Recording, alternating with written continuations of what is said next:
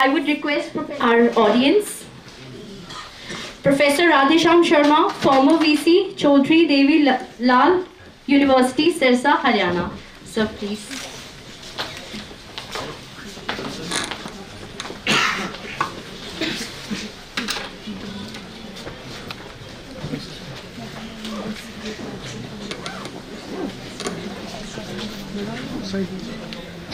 समादरणीय fans के मार्गदर्शक, राष्ट्र को नई दिशा और गति और प्रेरणा प्रदान करने वाले माननीय इंद्रेश जी, मंच पर बैठे बहुत ही प्रबुद्ध जन,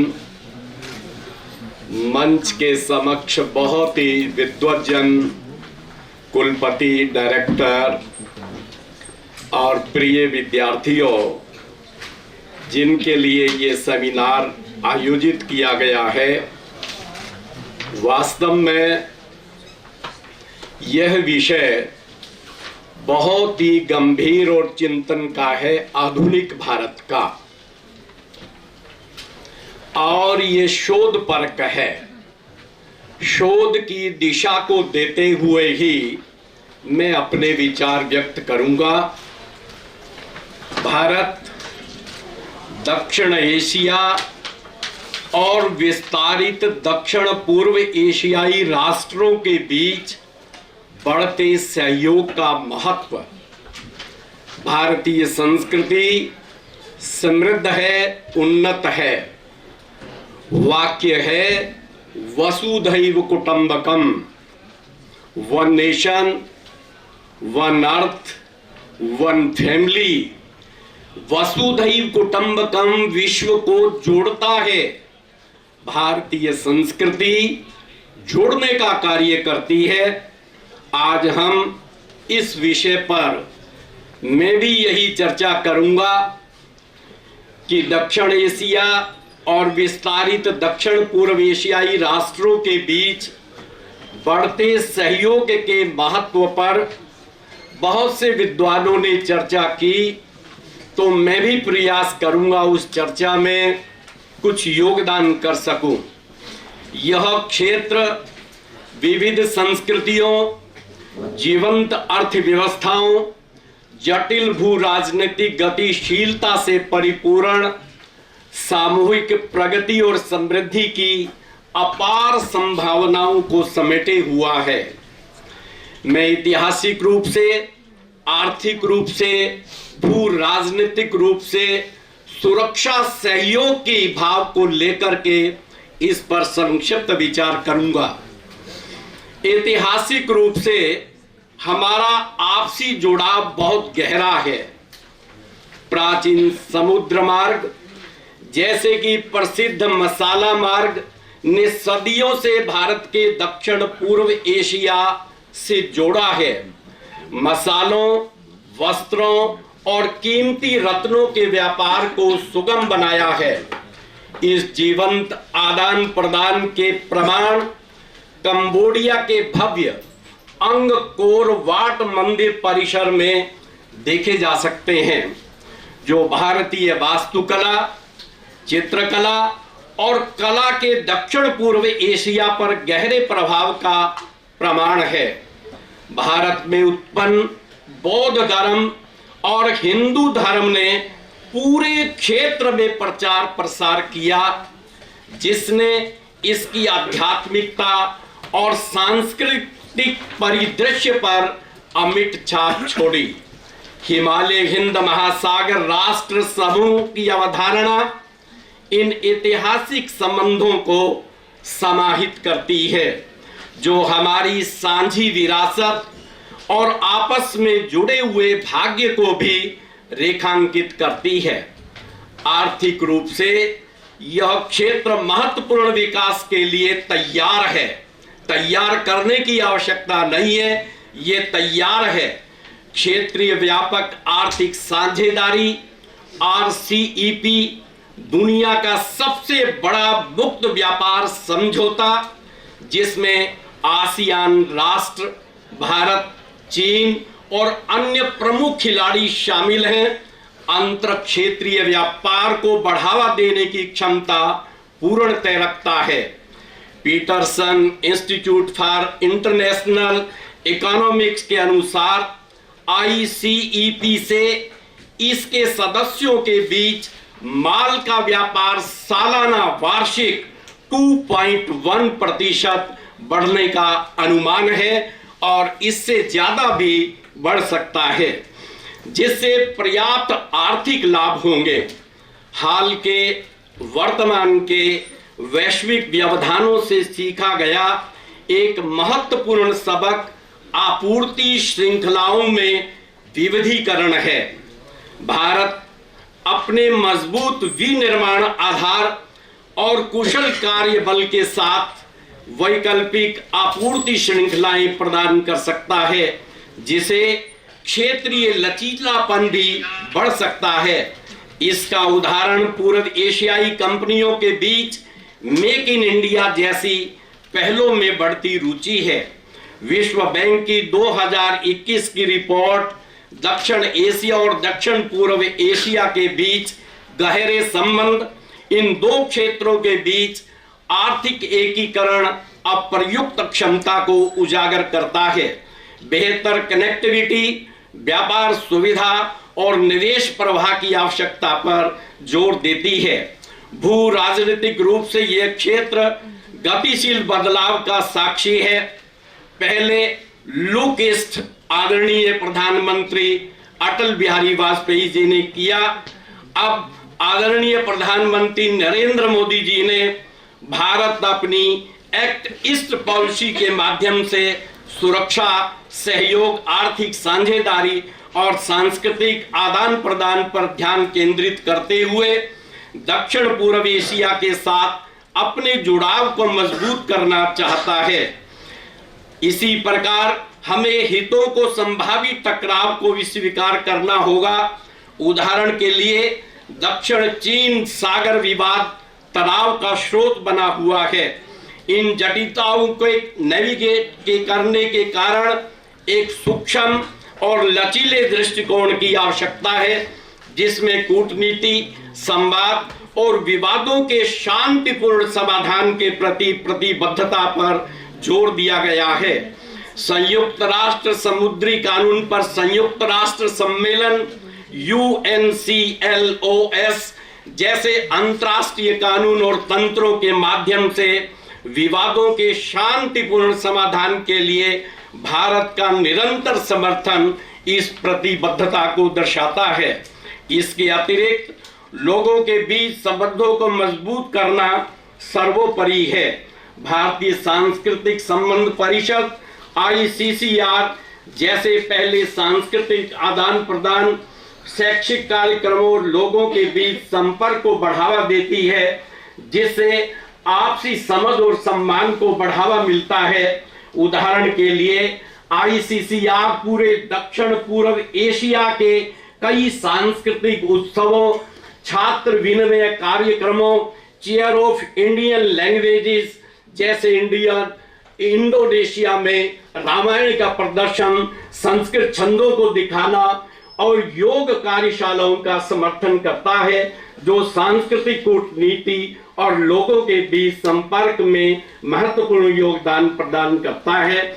अंततः इस क्षेत्र का भविष्य हमारी सामूहिक क्षमता पर निर्भर करता है कि हम अपनी ताकत का लाभ उठाएं, अपनी चुनौतियों का समाधान करें और एक अधिक एकीकृत, समृद्ध और सुरक्षित भविष्य का निर्माण करें।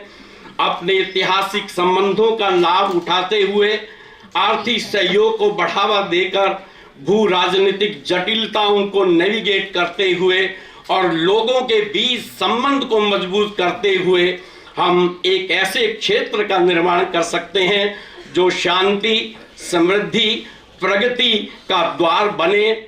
और मैं इन्हीं शब्दों के साथ संक्षेप से यह बतलाता हूं, अब समय दूर नहीं है जब भारत विश्व गुरु बनेगा, पूरे विश्व को अपनी प्रेरणा से उन्नति और समृद्धि प्रदान करेगा।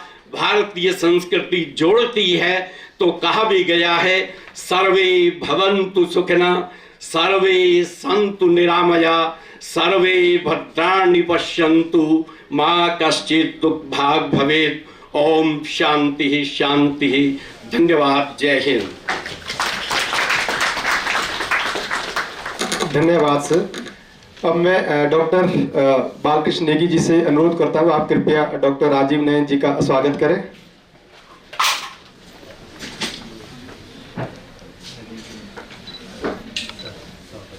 धन्यवाद sir.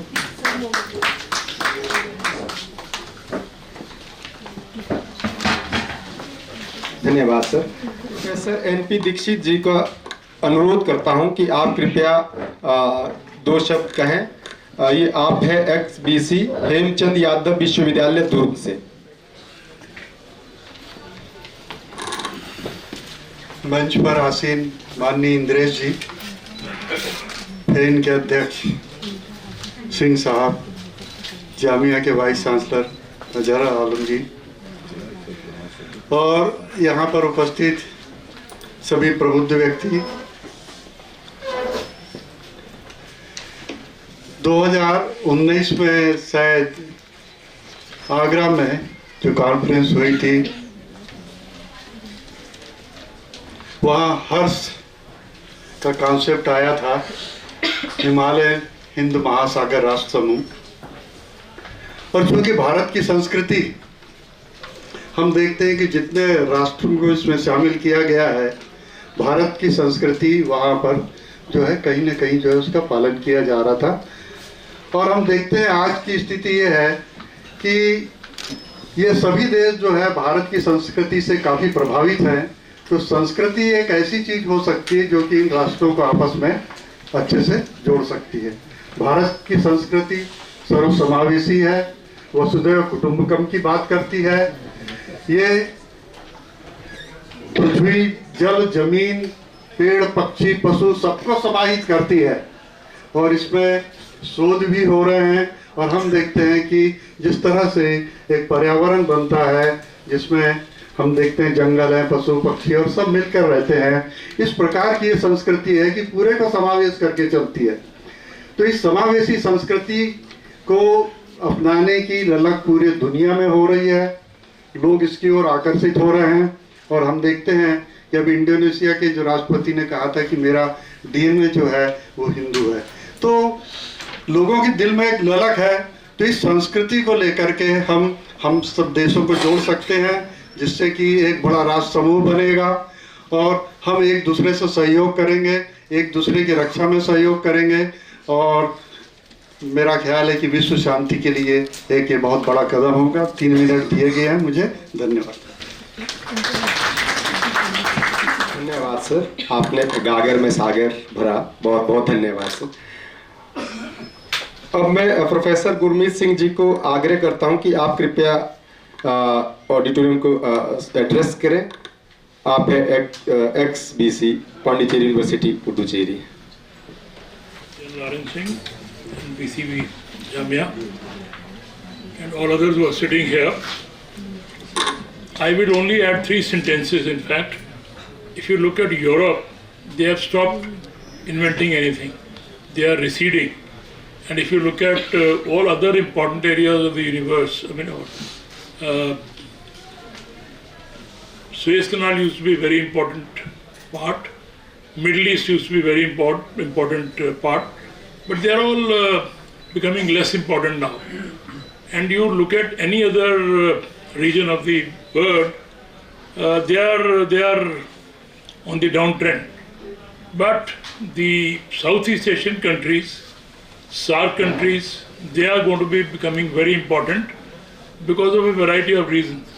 Indian Ocean, if you look at, is becoming the most important trade route. And all the discoveries, all the strengths in the universe are going to be emerging from this particular region of the world. And we are deliberating on this. Quad is emerging very fast. There are problems in this area, that is Southeast Asian countries, or SAARC countries, because of mainly 2 nations. You know about it, I would not name. So we are here to deliberate upon how best we can utilize the importance of this particular region for the betterment of world. And this is what we are deliberating in our meetings here. I hope this will become a grand success. The most important part of this is going to be for the youngsters, those who are working in their research areas. They will be able to get a lot of ideas about which direction to proceed in, what to work in, and what are the important issues which can be taken up in their research areas. I would urge all the youngsters who are sitting here that during the deliberations of the next 2 days, that is today after lunch and tomorrow, all speakers who are going to be there, please interact with them. Don't allow them to have tea and lunches comfortably. Interact with them, put your problems to them, and get good ideas about what research you can carry out. The reason for that is not going to be for your own degree, it is going to be for the benefit of our universe, our humanity. Things are changing very fast. Therefore, in the light of that, I would urge the youngsters to pick up the right threads out of this conference and take this matter further for the benefit of society of this Southeast Asian countries. So I appreciate the organizers for doing taking such a good initiative. And I'm sure this is going to go a long way in strengthening the cooperation amongst these countries. Thank you very much for calling me here.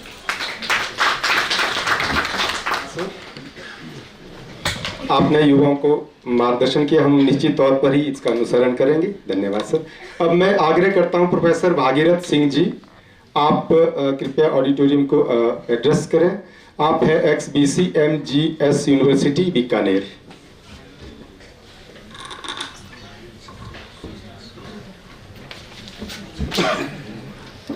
Friends के मार्गदर्शक आदरणीय इंद्रेश जी भाई साहब की गरिमा में उपस्थिति में